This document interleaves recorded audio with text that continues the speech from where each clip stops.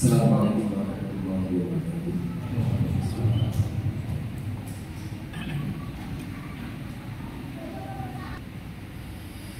Allahu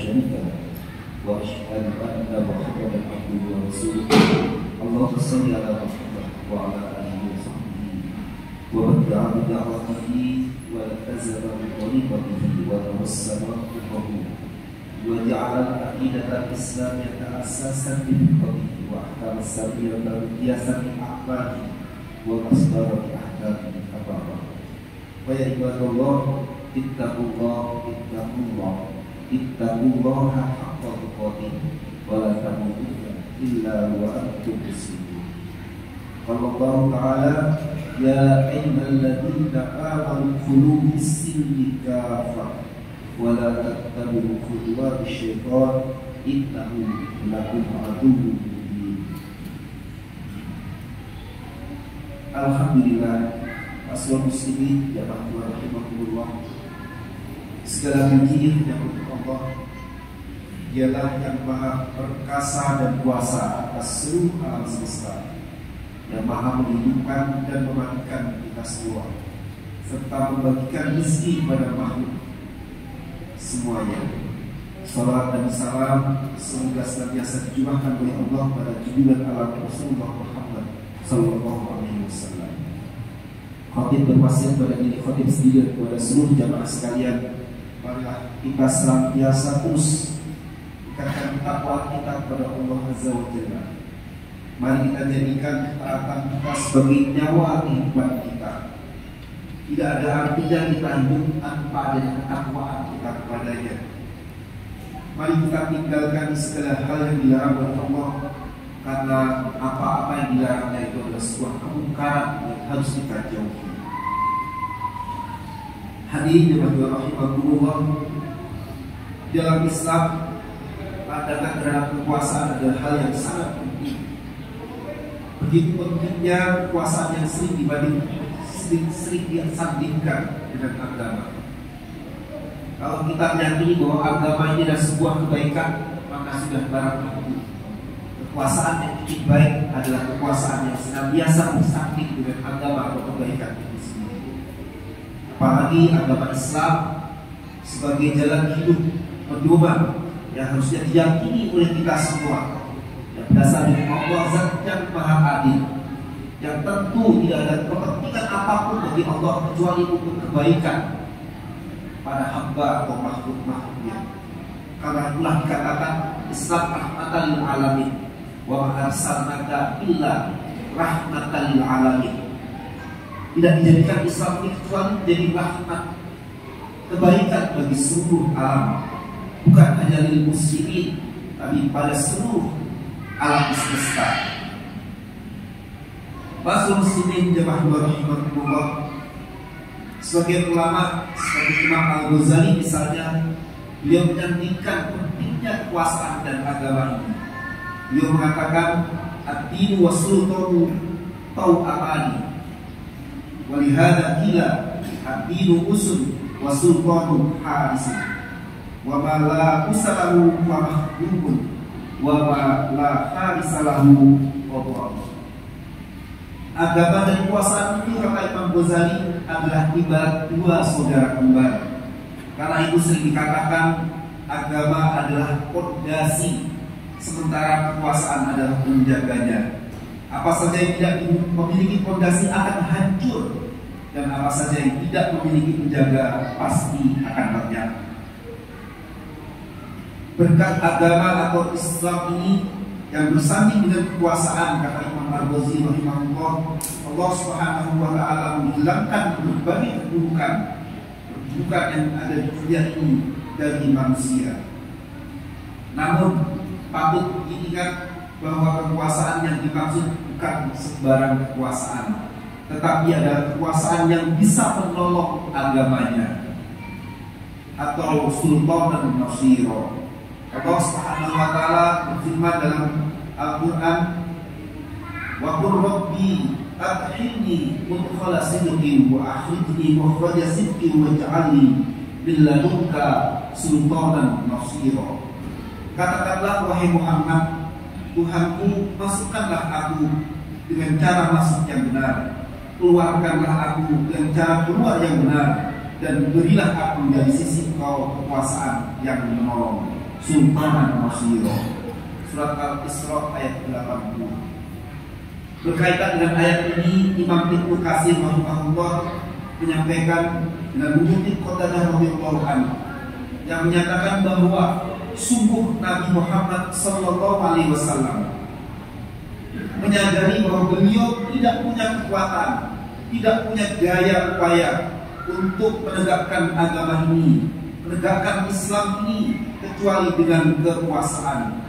Karena itulah beliau memohon kepada Allah Subhanahu wa taala sultanan nasira, kekuasaan yang bisa menolong kitabullah, yaitu Al-Qur'an, melaksanakan hudud Allah, menunaikan berbagai kewajiban dari Allah, dan menegakkan agama Allah atau agama Islam ini. Sungguh kekuasaan adalah rahmat yang Allah berikan kepada para hambanya. Andai bukan karena kekuasaan tersebut, orang-orang bisa saling menyerang atau menzalimi serta satu sama lain, sehingga pihak yang kuat bisa memangsa pihak yang lemah.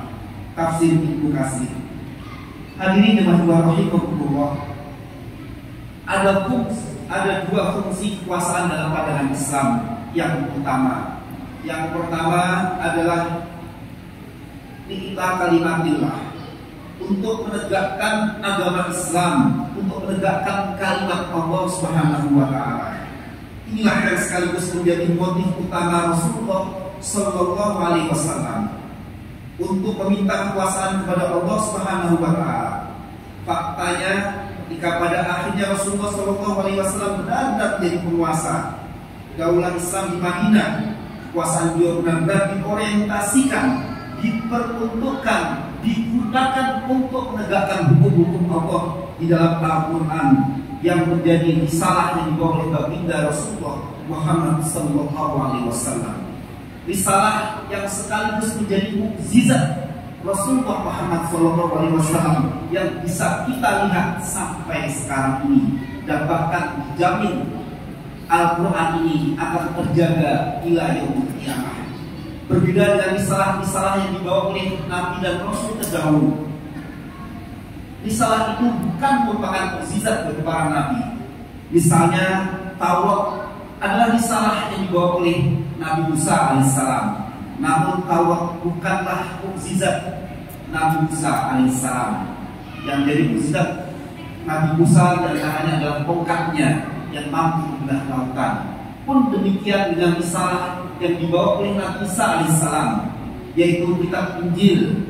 Itu pun juga merupakan risalah, namun bukan merupakan mukjizat. Sebagaimana Rasulullah SAW diberikan risalah Islam, namun sekaligus itu adalah bukan mukjizat yang hingga hari ini, manakala ketika kita baca, kita amalkan, kita jalankan, bahkan kita tegakkan hukum-hukumnya serta kita sebarluaskan, maka disitulah akan kita dapati Islam sebagai rahmat bagi seluruh alam.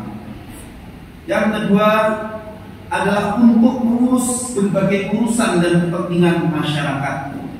Di ayat suhunil ummah, tentu dengan menggunakan aturan-aturan yang terlahir dari Al-Quran maupun As-Sunnah. Ini juga yang dipraktikkan oleh baginda Rasulullah Muhammad SAW sebagai penguasa. Yang itu semua warga negara muslim maupun non-muslim terurus dan terayomi dengan baik. Tidak ada yang berani saling menzalimi, tidak ada pihak yang kuat memangsa pihak yang lemah.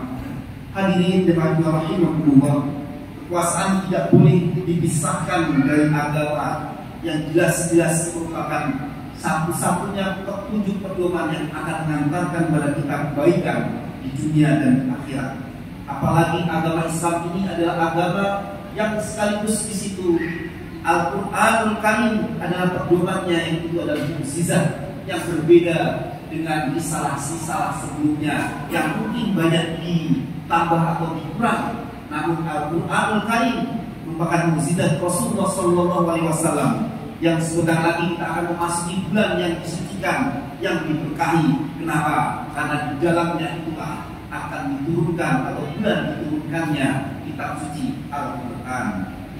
Masyaallah muslimin jemaah rahimakumullah, maka yang terjadi ketika kita tidak mau berpedoman pada apa yang telah ditetapkan oleh Allah dan Rasul-Nya, maka yang terjadi adalah kerusakan dan kezaliman seperti yang terjadi saat ini.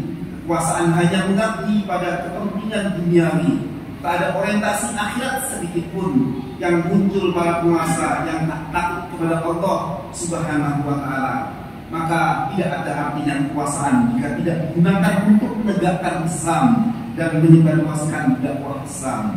Tidak ada artinya pula kekuasaan jika tidak digunakan untuk mengurus berbagai urusan dan kepentingan rakyat dengan aturan dari Al-Quran dan As-Sunnah atau syariat Islam.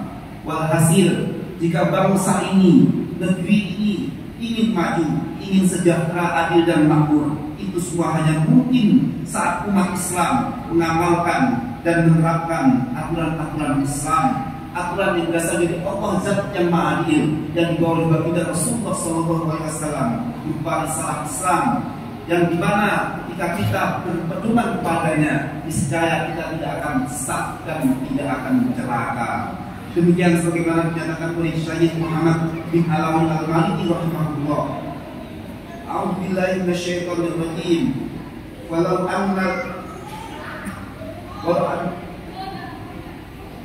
annal muslimin aminu bi ahkamil fiqh, yang artinya andai kaum muslimin hari ini menerapkan hukum-hukum fikih dan syariat agama ini sebagaimana generasi pendahulu mereka pada masa lalu, niscaya mereka menjadi umat yang paling maju dan paling bahagia. Hadirin jemaah rahimakumullah, ketahuilah bahwa kekuasaan harus digunakan untuk menegakkan Islam serta mengurus berbagai urusan dan kepentingan rakyat dengan syariat Islam.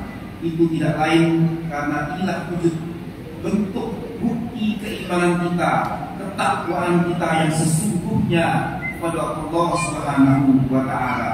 Saat negeri yang berpenduduk mayoritas muslim ini benar-benar beriman dan bertakwa, maka Allah pastikan kemakmuran, kesejahteraan, keadilan serta aneka kebaikan atau keberkahan pasti akan dirasakan oleh mereka.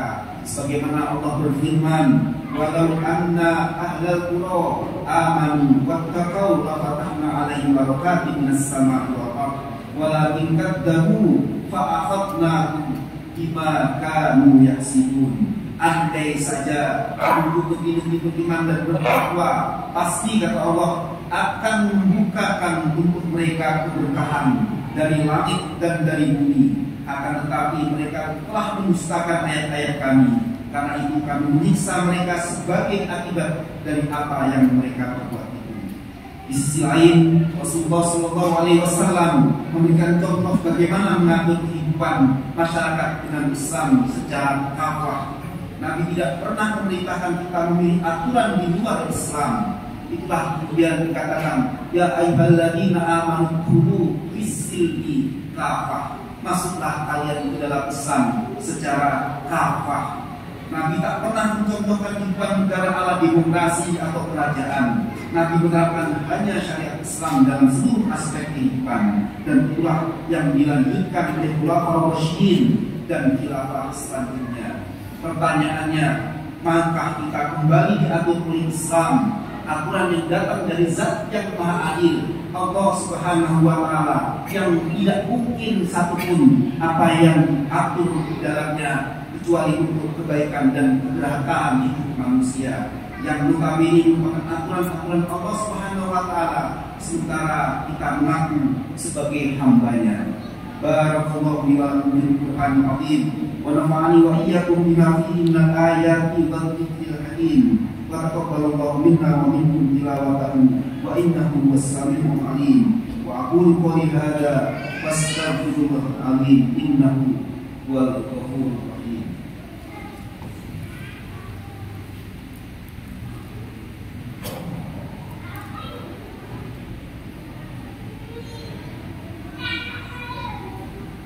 Allahumma salli wa sallim wa zid wa an'im wa tafaddal wa barik bi jalalika wa kamalika ala ashrafil ibadik sayyidina wa maulana Muhammadin wa ala kulli sahabati ajma'in.